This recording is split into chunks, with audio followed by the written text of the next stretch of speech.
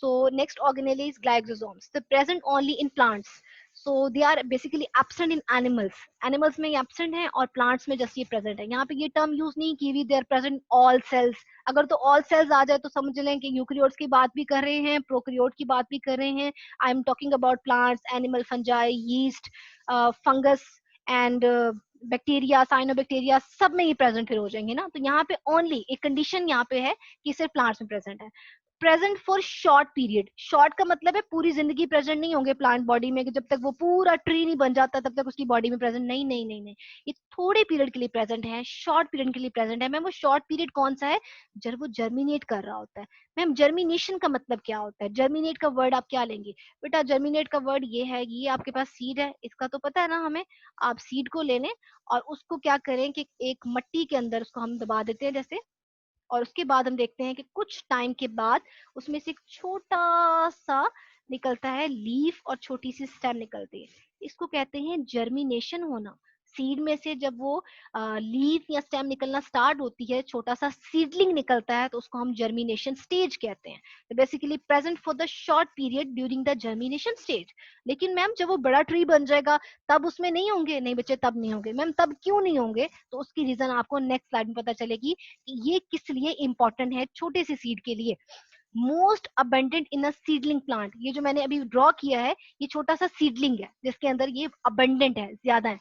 Only present और only absent का word भी आने वाला है.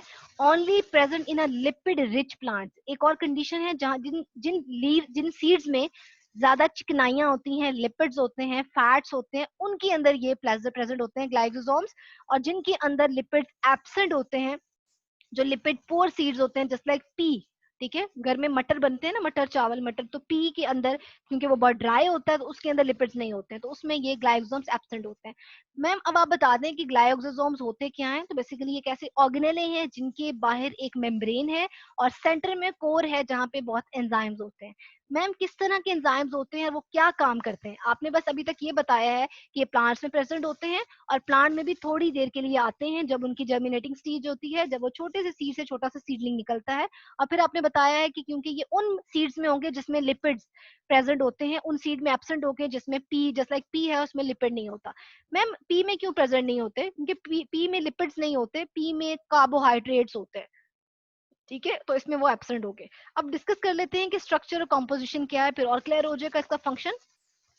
एक तो सिंगल मेम्ब्रेन है और कुछ इसमें एंजाइम्स हैं. एंजाइम्स कौन से हैं? Glycolic acid oxidase, same enzyme जो हम पीछे पढ़ के आए हैं. Catalase, also some other enzymes. Glycolic acid oxidase and catalase को हम ऑलरेडी पीछे पैरोक्सिसोम में पढ़ के हैं, तो वही एंजाइम्स यहाँ पे यूज हो रहे हैं.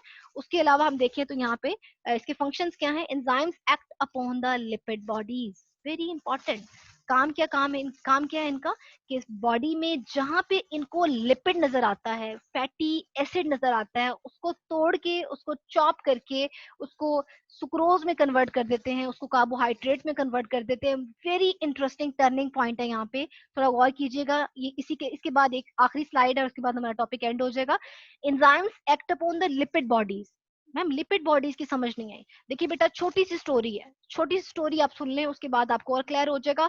स्टोरी कुछ इस तरह से है बच्चे कि जब ये प्लांट बड़ा होता है ना, तो इसके पत्ते के अंदर यू नो दैट सन आता है और उसके बाद यहाँ पे फोटोसिंथेसिस स्टार्ट हो जाती है. आपको आइडिया है इस बात का?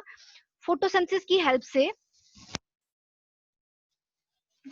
फोटोसिंथेसिस स्टार्ट हो जाती है और फोटोसिंथेसिस की हेल्प से यू नो दैट एक मिनट, इसको मुझे गायब करना पड़ेगा यहाँ से जूम मीटिंग को. ओके, फोटोसिंथेसिस की हेल्प से यू नो दैट प्लांट क्या करता है कि ग्लूकोज फॉर्मेशन शुरू कर देता है. समझ आ रही बात की?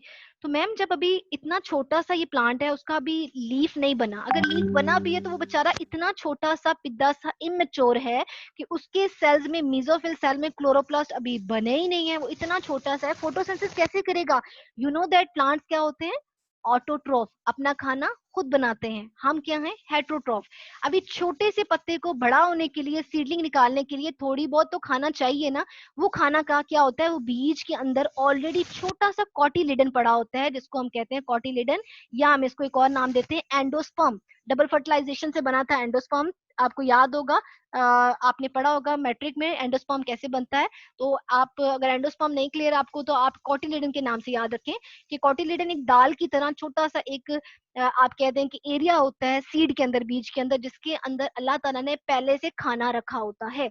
वो खाना, उस खाने को वो यूज करता है जब तक वो छोटा सा उसका सीडलिंग बड़ा होना नहीं स्टार्ट होता और उसके ऊपर उसके लीफ निकलना नहीं शुरू होते। जैसे ही उसके पत्ते निकल आते हैं वो कहते हैं लो जी अब मुझे मेरे लीफ निकल आए हैं, अब मैं क्या कर सकता हूँ, फोटोसिंथेसिस करने के काबिल हो गया हूँ। तो जब तक लीफ नहीं निकलते तब तक उसने बड़ा कैसे होना है, वो उसका छोटी सी स्टेम किस तरह से निकलेगी, वो उसी खाने को यूज करता है। अब क्वेश्चन यहाँ पे ये आता है कि मैम आप तो ये बताएं ना पहले कि प्लांट्स के लिए जो फ्यूल होता है वो तो ग्लूकोज होती है, और आप कह रहे हैं कि ये लिपिड्स इसके अंदर प्रेजेंट होते हैं, तो लिपिड पे वो कैसे जिंदा रह सकता है, बिकॉज उसको तो ग्लूकोज चाहिए होता है। तो पॉइंट यहाँ पे आपका क्लियर हो जाएगा कि ग्लाइकोसोम्स उस लिपिड को तोड़ते हैं, उसको चॉप अप करते हैं और उसको कन्वर्ट करते हैं किसमें, carbohydrate. So conversion of stored fatty acid into carbohydrate. थोड़ा सा रिकॉल करो मैट्रिक को, प्लांट्स फोटोसिंथेसिस करते हैं, फोटोसिंथेसिस की इक्वेशन को ही रिकॉल कर लो। तो उस इक्वेशन में आप देखें प्रोडक्ट्स में ग्लूकोज बनता है कि नहीं बनता, मैम बनता है। वो ग्लूकोज क्या होता है मैम, कार्बोहाइड्रेट होते हैं। तो फैटी एसिड को कन्वर्ट किया जाता है कार्बोहाइड्रेट में ताकि प्लांट उसको यूज करे और वो बड़ा हो जाए। सो कन्वर्ट करता है फैटी एसिड को इनटू सुक्सिनेट, एक एक स्टेप सेंटर में आता है, और सुक्सिनेट कन्वर्ट हो जाता है सुक्रोज में। सुक्रोज एक डाइसक्राइड है जो कि फ्रुक्टोज और आगे ग्लूकोज से मिलकर बना होता है, जो प्लांट को as a fuel, as a food provide कर रहा होता है। ये इस साइकिल को हम कहते हैं ग्लाइकोलेट साइकिल। फिर से इसे रिकॉल कर लेते हैं। प्लांट में क्या प्रेजेंट होते हैं मैम, फैटी एसिड प्रेजेंट होते हैं प्लांट के सीड में, जहाँ पे ग्लाइकोसोम बहुत ज्यादा होते हैं। ग्लाइकोसोम आते हैं उस फैटी एसिड को तोड़ते हैं, तोड़ के उसे ब्रेक डाउन करते हैं सुक्सिनेट में। ये इसका दूसरा स्टेप है। सुक्सिनेट को अगेन तोड़ा जाता है, ब्रेक डाउन किया जाता है किसमें, सुक्रोज में। सुक्रोज को फिर से ब्रेक डाउन करके हम एनर्जी ले लेते हैं। बस एनर्जी प्लांट्स को मिल जाती है क्योंकि वो इतना छोटा होता है। ये जस्ट लाइक अ क्रेब्स साइकिल। आप लोगों ने अगर 9-10 में क्रेब्स साइकिल पढ़ा है तो आपको आइडिया होगा। प्लांट तो इतने बड़े होते हैं, मेच्योर होते हैं, उनमें इतने सारे पत्ते होते हैं, वो फोटोसिंथेसिस कर रहे होते हैं, उनमें प्रॉपर जो है ग्लाइकोलाइसिस भी चल रही होती है, क्रेब्स साइकिल भी मूव कर रहा होता है, एटीपी बन रहे होते हैं। अब सीड ने भी तो उसमें से सीडलिंग निकलना है ना, उसको भी तो एनर्जी चाहिए ना। तो उसमें जो साइकिल एक मूव कर रहा होता है उसे कहते हैं ग्लाइऑक्सिलेट साइकिल। तो ग्लाइऑक्सिलेट साइकिल की ये 3 स्टेप हैं, फैटी एसिड, सुक्सिनेट टू सुक्रोज, और सुक्रोज से फाइनली हमें एनर्जी मिल जाती है।